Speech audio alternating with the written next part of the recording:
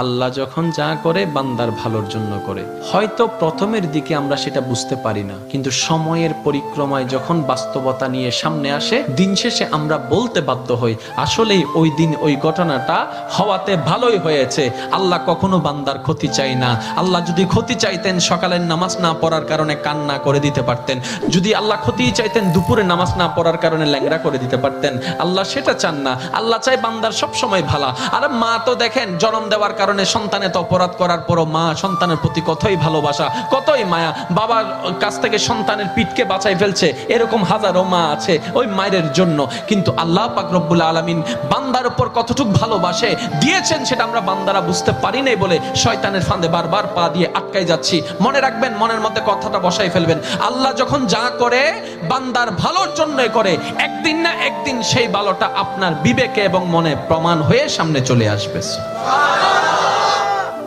আমি বুঝাতে চাচ্ছি আমাদের সাথে সবচেয়ে কানেকশন কার বেশি ভালো থাকতে হবে, বান্দা হিসেবে আল্লাহর, উম্মত হিসেবে নবী রাহমাতুল লিল আলামিনের। এখানের ভিতর যে কেউ চাইলে জীবন সাজাই ফেলতে পারবে। আমি বলছি যে কেউ, anybody, you can do it, not impossible. Because impossible শব্দটাকে যদি একদম ভালো করে গভীরভাবে দেখেন, সেখানের ভিতর আপনি আশ্চর্যভাবে একটা জিনিস দেখবেন। ইম্পসিবল একটু যদি ডিফাইন করেন, ভাগ করেন, দেখবেন I am possible. Impossible, possible কে আলাদা রাখেন, আই এম কে আলাদা রাখেন। I am possible. ইম্পসিবল শব্দটাই আপনাকে জানান দিচ্ছে আমি অসম্ভব নই, যদি রবের রহমত থাকে আমি তোমার জন্য সম্ভব। বিদেশে যাওয়ার আগে আপনার এলাকায় দেখেন টিকিট চলে আসছে, ভিসা চলে আসছে, টিকিটের টাকা নাই। অনেক ছিল, কেমনে কেমনে টাকার ব্যবস্থা হয়েছে, সে বিদেশ চলে গিয়েছে। এখানে অনেক ব্যবসায়ী আছে, ব্যবসা শুরু করার সময় সেই পরিমাণ টাকা ছিল না, কেমনে কেমনে ব্যবসা শুরু হয়েছে।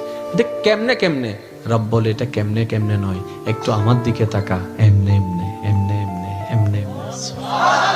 তাহলে আপনার কাছে যদি আপনার রব থাকে, আপনার টেনশন কি?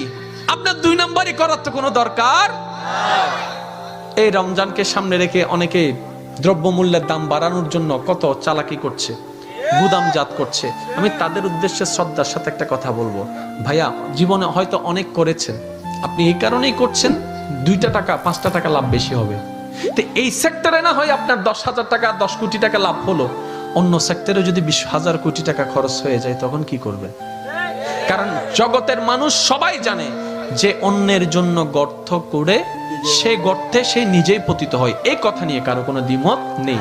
যে অন্যের কষ্টের কারণ হয় সে নিজের জীবনে কষ্টকে দাওয়াত দেয়, এই কথা নিয়ে কারো কোনো দ্বিমত নেই। আপনি ধর্মের কথা বাদ দেন, একজন মানুষ হিসেবে চিন্তা করে দেখেন, যারা কোটিপতি তারা বাজারে যাচ্ছে না, অফিস থেকে টাকা দিয়ে দিচ্ছে, ঘর থেকে স্লিপ দিয়ে দিচ্ছে, ফোন করলে বাজার চলে আসতেছে, হিসাবও নিচ্ছে না। কিন্তু আমাদের মতো যারা গরিবরা আছে, দিনে এনে দিনে খায়, অল্প কিছু টাকা ইনকাম করে সেখান থেকে কিছু ভাগবটারা করে চাউল নেই, অল্প করে চাউল নেই, অল্প করে ডাল নেই। একবার ভেবে দেখেন তো, আপনি যেগুলাকে মওজুদ করে দাম বাড়িয়ে দিচ্ছেন, এগুলো আপনি আমি কেউ বানাই নাই, সব রবের দেওয়া নিয়ামত। আমরা ধান রোপণ করেছি, ওইটাকে ধান বানিয়ে দিয়েছেন রব। আমরা বীজ বপন করেছি, গাছ বানিয়ে দিয়েছেন রব। আর একটু জোরে বলেন না সুবহানাল্লাহ। আমরা যেগুলা গুদামজাত করছি সব রবের দেয়া নিয়ামত, আর রব দিয়েছেন শুধু তার বান্দাদের জন্য। এবার আপনি আমি যদি সে বান্দাদের কাছে খাবারটা পৌঁছানোর জন্য একটা দেওয়াল হয়ে দাঁড়াই, রবের কাছে আপনি আমি আসামি হয়ে যাব। আমি শ্রদ্ধার সাথে বলবো, আপনার যা দরকার আপনার রব আপনাকে দিবে, আপনি শুধু অন্তর থেকে সবার কাছে খাবারটা পৌঁছায় দেন।